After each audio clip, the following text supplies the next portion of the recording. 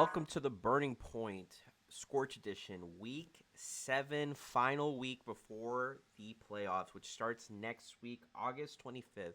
I'm your host, Majnuu, and today we're breaking it down with some members from Forge Esports Vanguard. We got Akira and we got Rix today. We also have Coreack joining me for a great interview, so stay tuned and let's get right into it.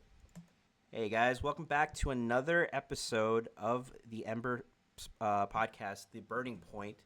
Today we are joined by Akira, Rix, and Coreack. Akira is from Forge Esports Vanguard, and we have Rix from also Forge Esports from Vanguard. So we just got a Forge Esports banger today.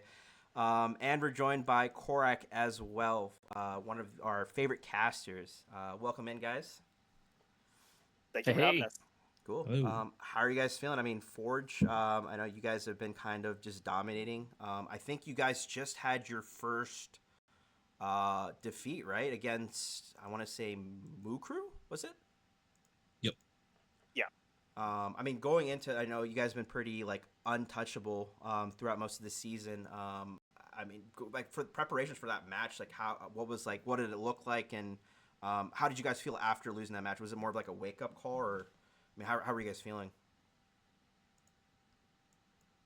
I think, honestly, it was a really good thing for us. I think we were in a spot where we started to feel a little too comfortable with how we were playing the game, and kind of got some of our weaknesses and things that we need to work on that we've kind of been putting off, brought up. So I think I know it's like sounds like cope when you say, oh yeah, it's like, it's like a blessing in disguise or whatever, but I actually do think that right before the playoffs it's a really good I don't know if I would call it a wake-up call, but I think we were able to target very specific things that as a team we need to work on, and like that if we don't work on, I think we could very easily lose to some of the top teams. So yeah, it was rough in the moment, but I think that looking back on it now, I think it's probably made us a better team. Yeah, I think I mean, I wish we got a glimpse of that game, because it looked like, I think it was a best of 3. Like, you guys played all 3 matches. It was looking pretty close. Like when I was looking at the match history. Akira, like, you've been one of my favorite players to watch. Whenever we have streamed you guys, because I mean, you're mid, you play very well. Rix, you as well. Thank you. I mean, if we look at like the stats, you guys are, I mean, leading most of it. Akira's on almost every single one. Rix, you're on. I mean, you have like the highest assist. Akira's like number 6. It needs to be updated probably, but Akira's like number 6 right now. But highest KDA, I mean, you're just playing very, very comfortably. Would you say the league's been, I mean, obviously, like, besides, like, the Mukru, but has the league been pretty easy overall for you guys? Or, and you guys been looking for more challenges? Or do you think it's going to get, like, only harder from now going into playoffs?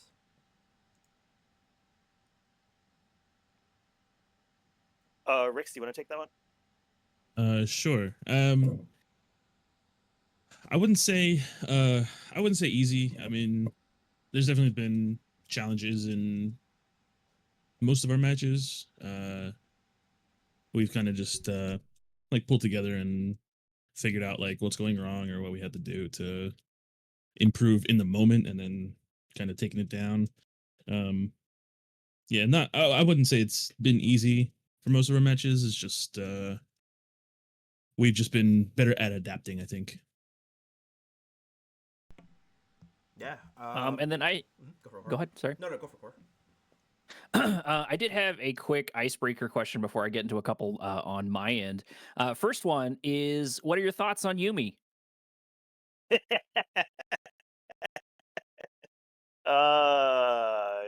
Next question. No comment. I can tell we're going to get along. I am not a fan of Yuumi. Yeah. I think it's better to play Aatrox bottom than it is to play Yuumi bottom, but that's just an opinion of mine. So it sounds like we're gonna get along. And then sort of segue into that. Do you guys have any? And I don't think we're revealing too much by doing this, but do you have any weird picks you've been hoping to get at? I just got done with doing Rampage and a couple other things, and I got to see someone in Jungle who I haven't got a chance to see in quite a while, which was Nunu. I know he was a big thing for a while, but from what I understand, competitive, he hasn't been as great. So, are there any weird picks that you guys have just been looking for an angle that you just want to fit in somehow? Listen, man. Uh, if it was up to me, I would be picking some of the most degenerate stuff in the mid lane. Like that's what I play half of the time. You can even see my solo queue account. Like I'm I playing saw like Garen mid yesterday. oh no, that wasn't me. But I do play like Wukong mid and a bunch of random stuff.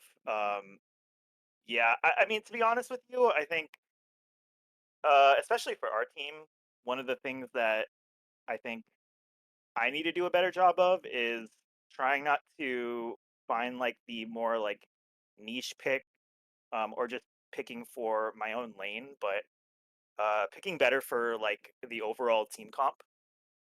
So as much as I selfishly want to play a lot of those, unique fun champions, I think I got to scale it back a little bit. But I mean, ultimately, it's about winning. So if we win, then I'm satisfied.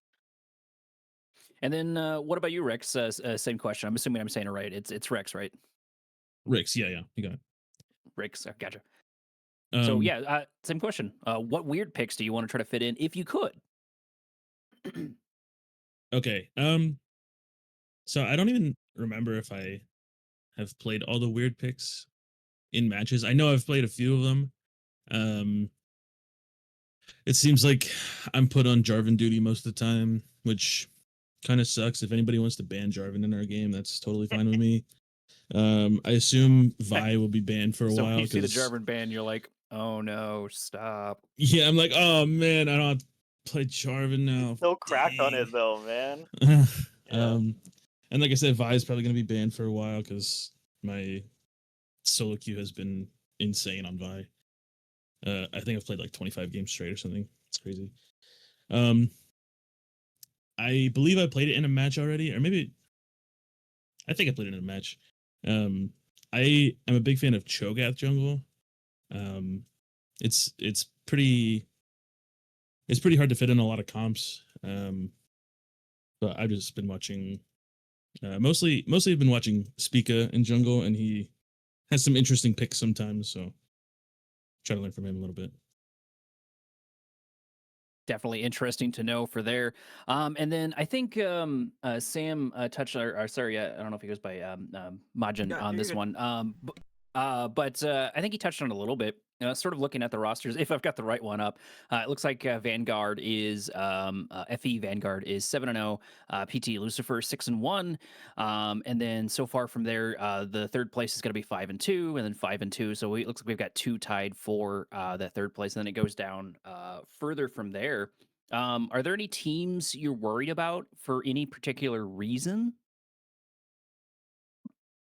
Um, I should clarify we are 6-1, I believe, because we just lost to Mukru. But Oh, right. Okay. I guess the spreadsheet's not wasn't updated there on my end, but yeah. Still same question. With the small correction, of course. Do you have any teams that you're worried about, and any particular reasons why? Maybe without revealing too much.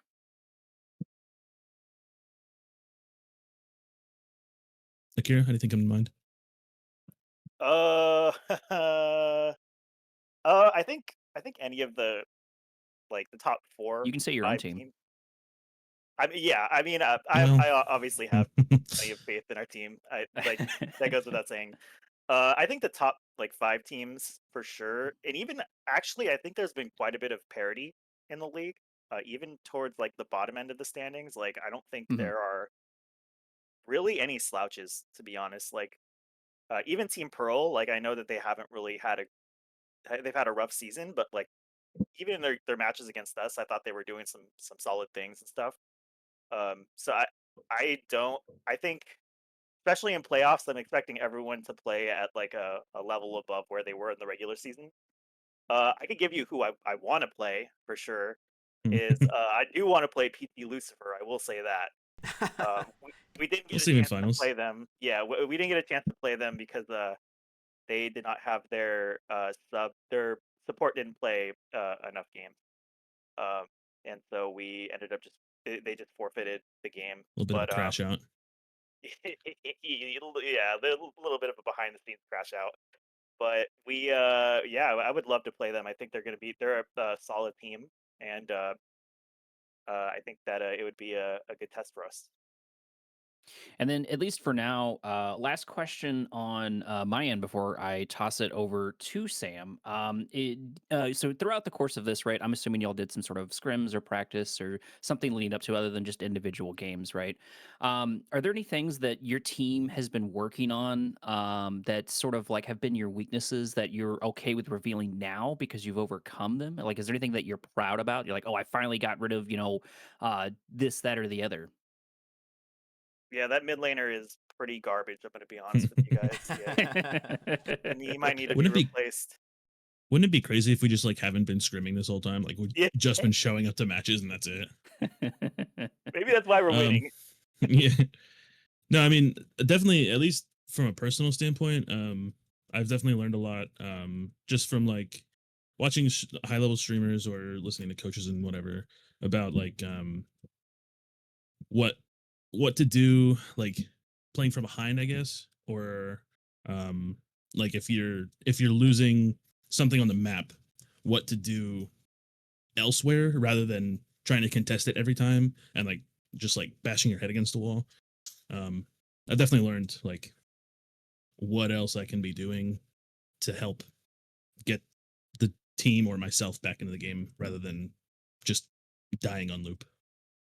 So you've gotten better at the objective based plays, especially from a standpoint of if somebody's already on dragons, like do we have time to take out grubs or Nash or Right, whatever it right, yeah. is or pick a kill.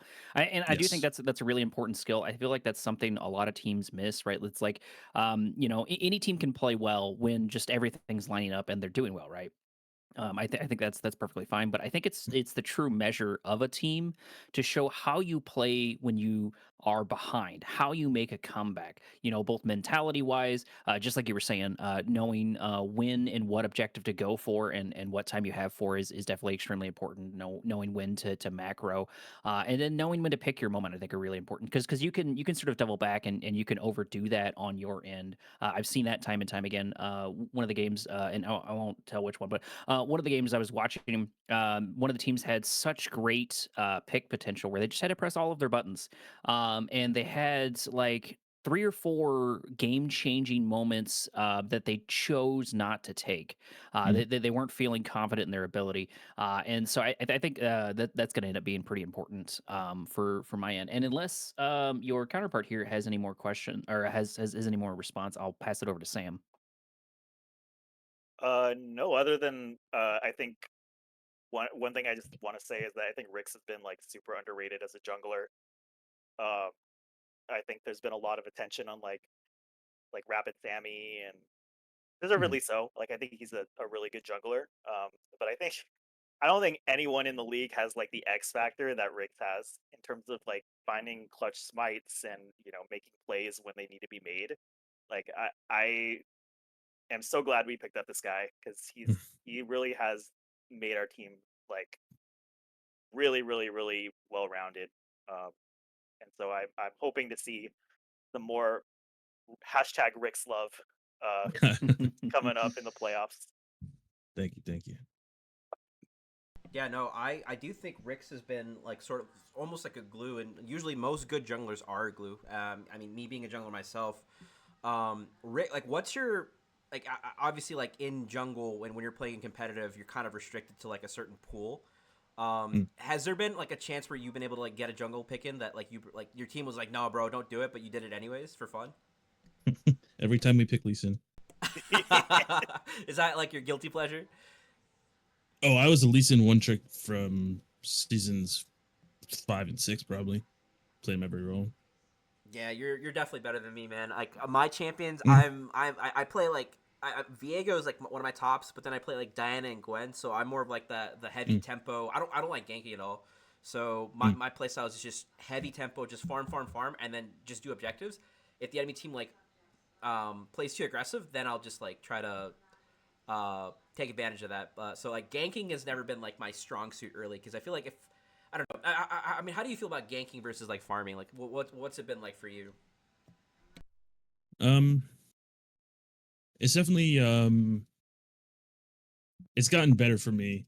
Like I said, I was a Lee Sin one trick for a while, and back then I would definitely just perma farm, and that is not how to play Lee Sin. uh, yeah, it's gotten better for me. I've definitely started playing a lot more easy gank junglers, like Jarvan Vi, for example. Um, but I also, I mean, I can understand how to also be like a perma farmer. Like I've not that I'm expecting to ever consider picking Master Yi in comp matches, but like I get how to do it.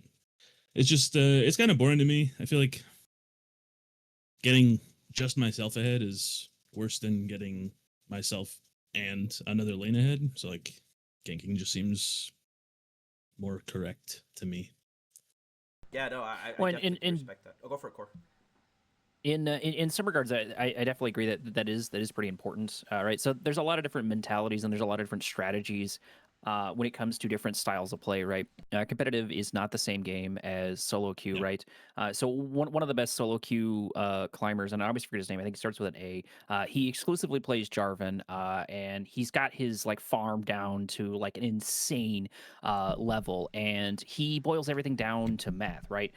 So your camps, if you complete the full rotation in like bottom or top, right, it's about 300 gold.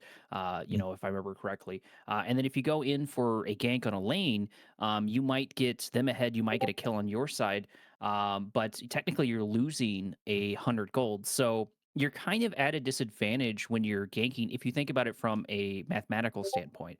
I think where the competitive play element comes in is when you're thinking, you're like, okay, so what is our win conditions? Like, oh, we've got a Sivir, for example, right? We want to get Sivir fed, right? Because she scales and she's hyper carries, and they've got a lot of team that wants to stick together. So like she's one of our big win cons.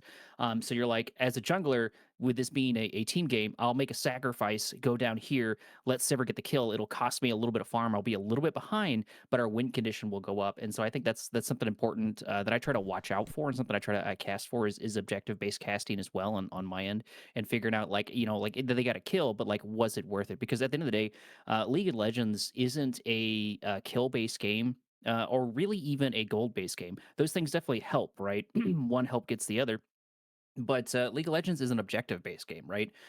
Getting void grubs early on is powerful because it allows you to take towers, and when you take towers, not only do you get gold, but you also either relieve or give pressure. It boils down to that tempo for sure.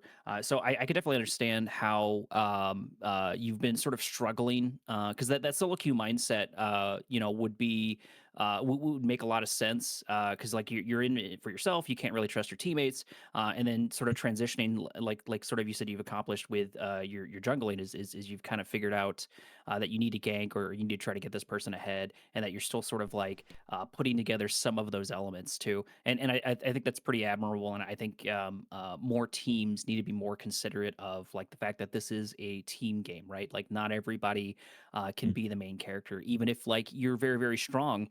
You know, it may not necessarily be your win condition. Yeah, and I think you're talking about Agurin. He's a top climber Yes. Mm. in Mm-hmm. EU. It's actually the style that I follow as well because I actually did play just like you, Rix, where I would just like prioritize just ganking. Mm. But then like like the risk of ganking is like if you gank, then you're like giving up your camps in a safe. The other the enemy jungle wants to invade, so it's a Yeah. toss up. But I mean, Akira, I know we've been talking like a lot of jungle overall here. How's like when it comes to these games, a lot of people talk about like bot lane duo, which is like support 80 carry the synergy. But how would you say your synergy is with Akira, or Akira if you want to say how's your synergy with Rix? Because mid jungle synergy is also very important, especially in competitive. Like how have you guys known each other for like a while? Like is this a new team? Like like what's the background? I'm actually interested. Uh, we we picked up Rix right before this season actually. So our longtime jungler is on. He's taking a break right now. He's on a bit of a hiatus, and so we wanted to find somebody. And I think with jungle, it was one of those things like you guys have said. It can be the glue of the team, and at the same time, if that glue isn't strong, it's every other piece is going to fall apart, or can fall apart. So we went through a bunch of tryouts, and I'm not gonna lie, like it was hard to find somebody that clicked with our personalities, and then was also mechanically solid, and then had like just overall really good game awareness. And so when Rix came in, I think we didn't know what to expect, but I think he clicked really well with us pretty quickly. And we played with him a little more, and it just became more clear that he was the guy that we should be going with. Um, I think for our synergy, I think we are pretty solid. I would say we're pretty clean with most of our ganks. Like um, we're really good at like burning resources from the enemy mid. I think mechanically we both fight pretty well.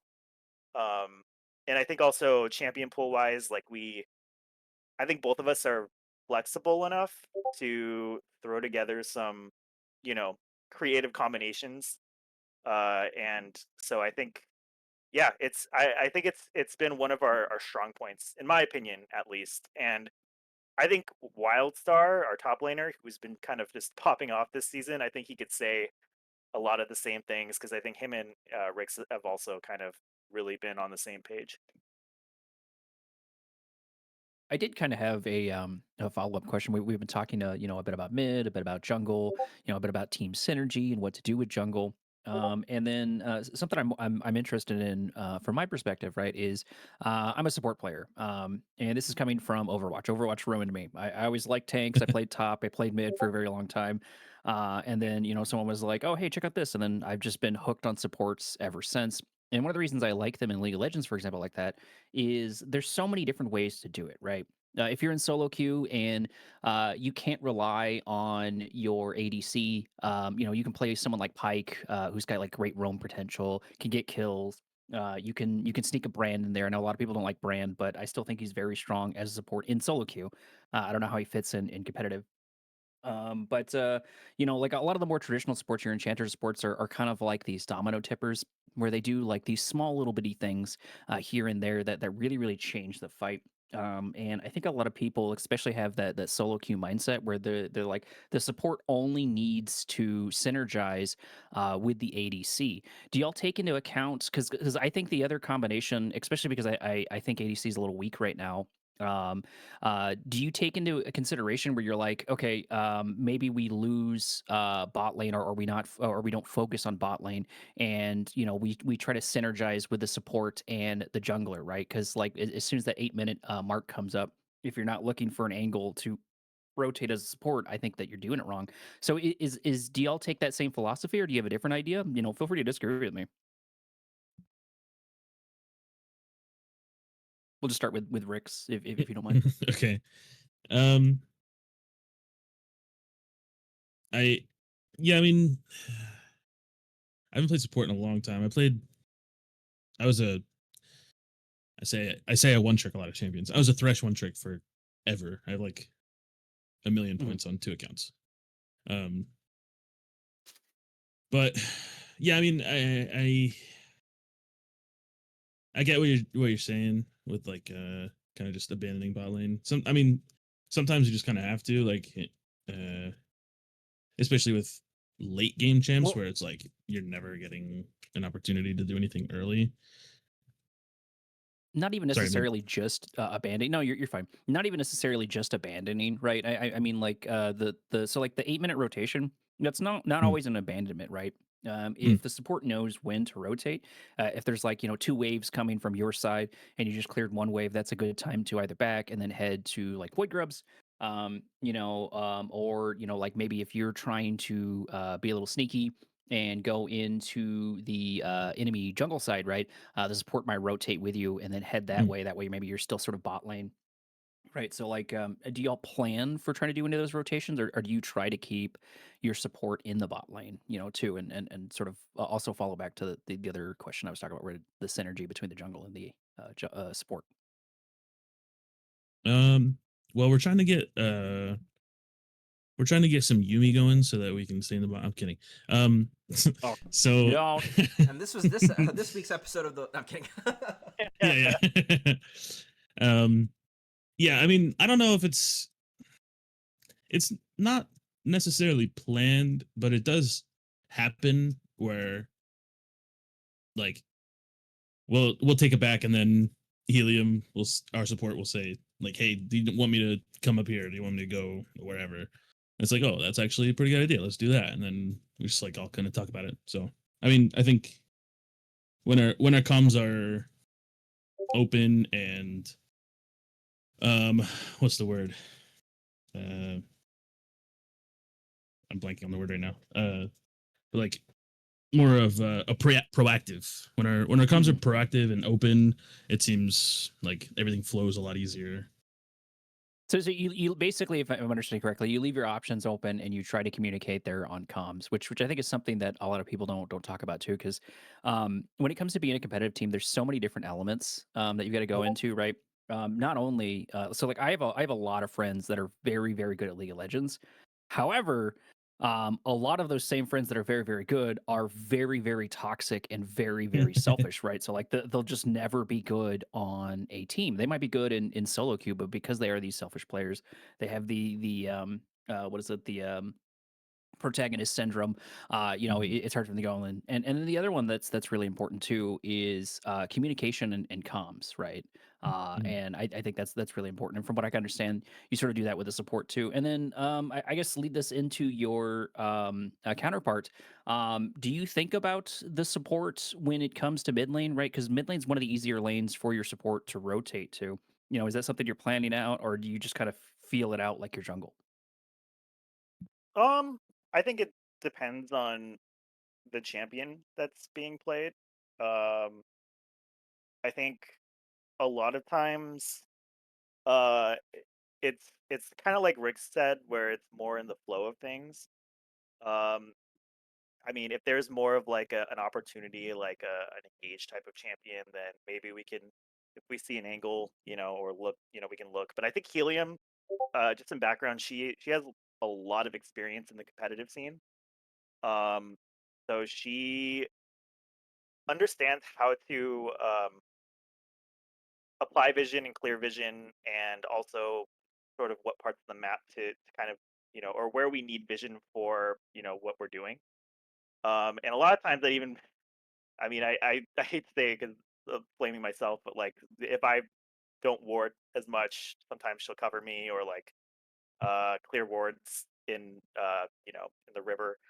So yeah, I think that's more of kind of the way things go, and I try to like, if she needs to get like aggressive vision, I try to at least be there so that she's not alone on like an enchanter or something. But um, yeah, and her champ pool is uh, it's a lot of enchanters. I would say she's more flexible than what people give her credit for.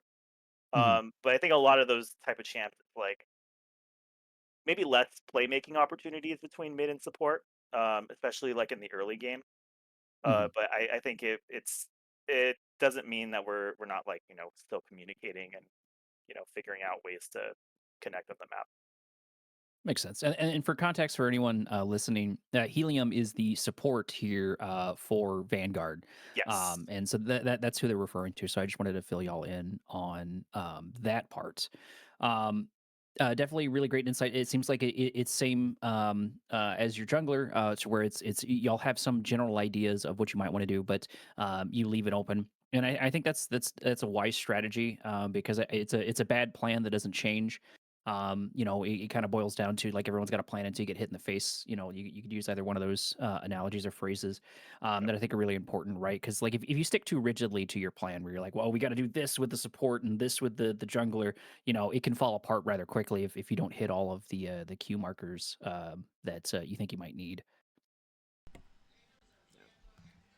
Yeah. Very true. So, not to like divert too far away from like playoffs coming up. I mean, playoffs is starting not this week, but the next week. Are you guys having like a bunch of scrims lined up, or are you guys like what's like the game plan? Are you guys going into pretty chill? Like, what's the move?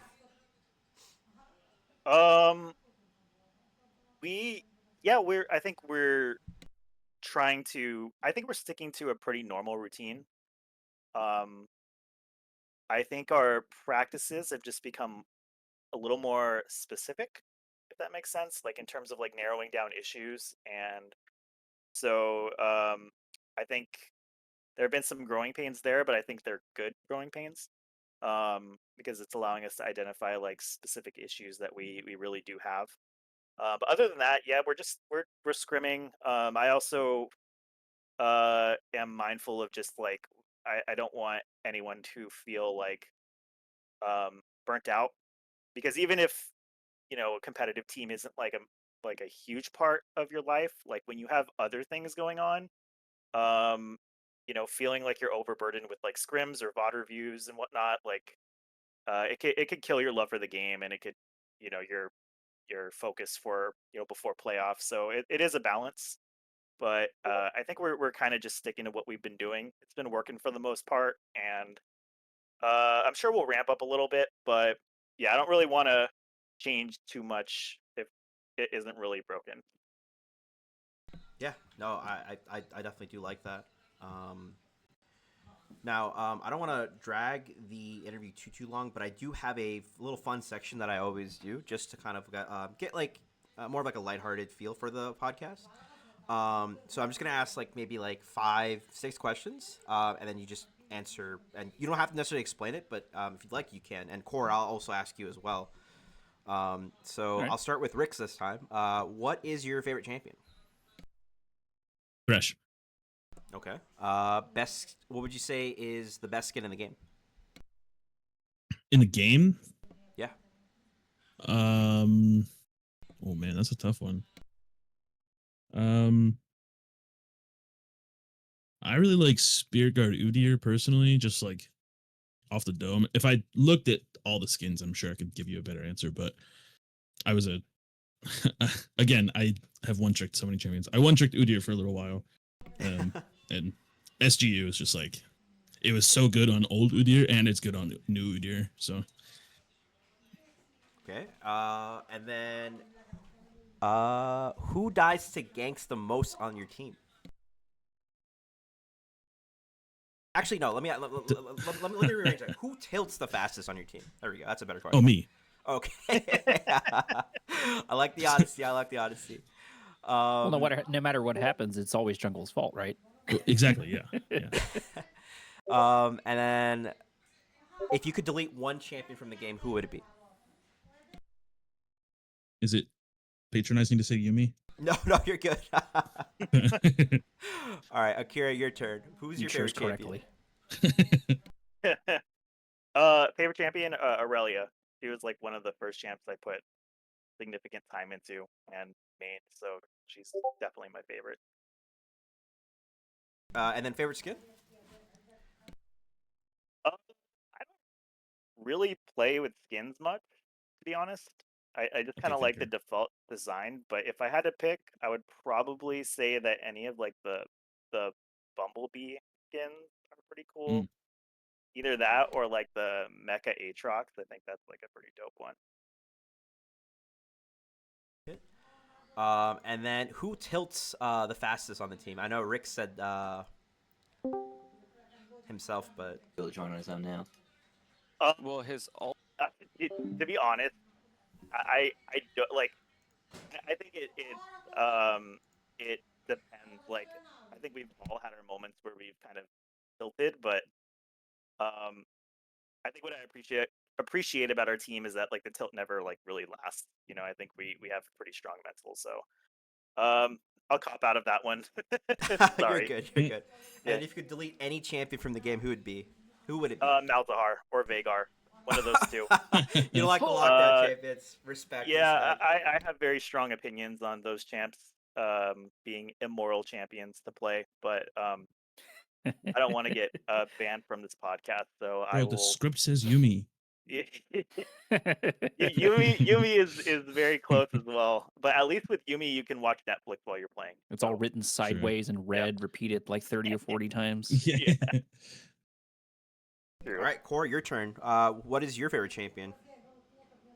Do I have to choose from this current iteration, or can it be champion from any iteration, as Any in iteration, yeah, your previous call. patches?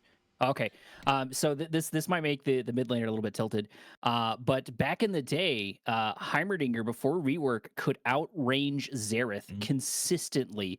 Every time the wave got down to 2, you got to poke on Xerath. Like it doesn't Oh matter who my it was. gosh. And to put it in perspective, so I started playing season 3, right?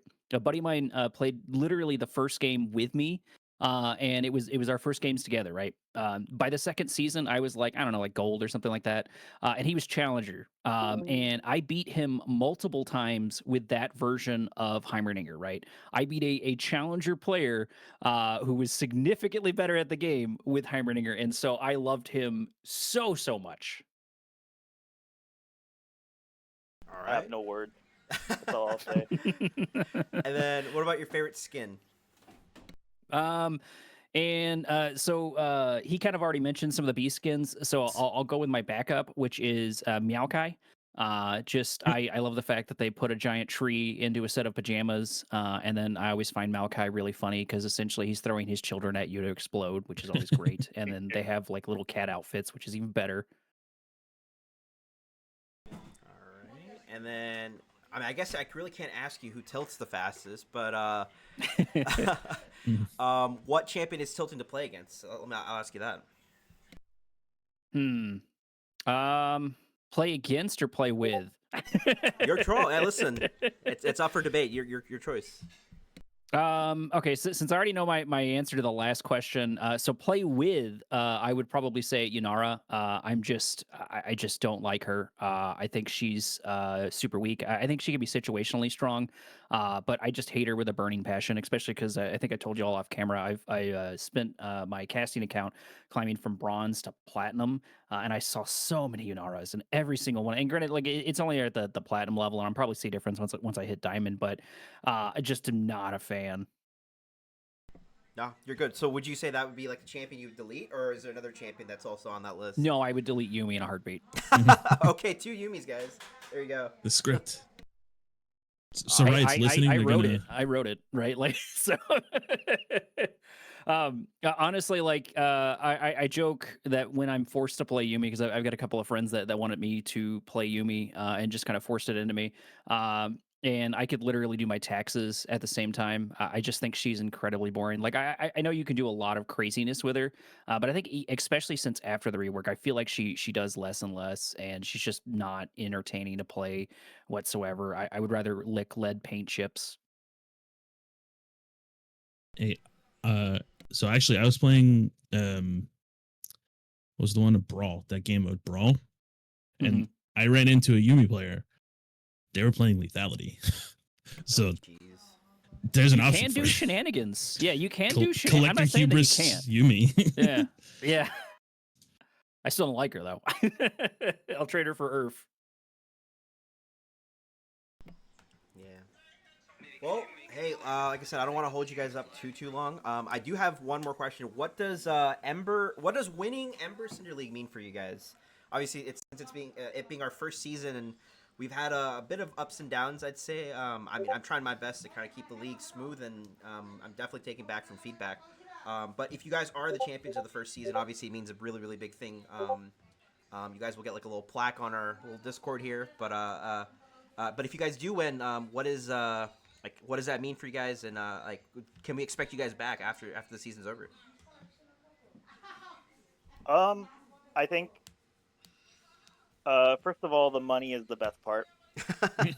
No, I'm just like Listen, we like no. money.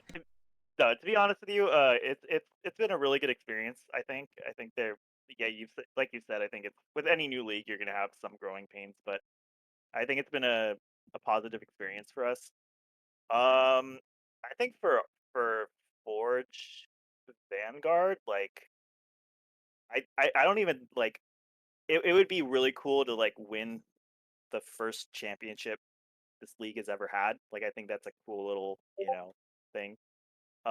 Nice But little notch in your belt. Yeah. yeah. I think for our team though, like we've had a core, like me and Helium, and then our like coaching, some of our coaching staff in the past. Like we've had a core for quite a while, and we've been together and kind of struggled at points, and had we've been trying to figure ourselves out and like how we want to play.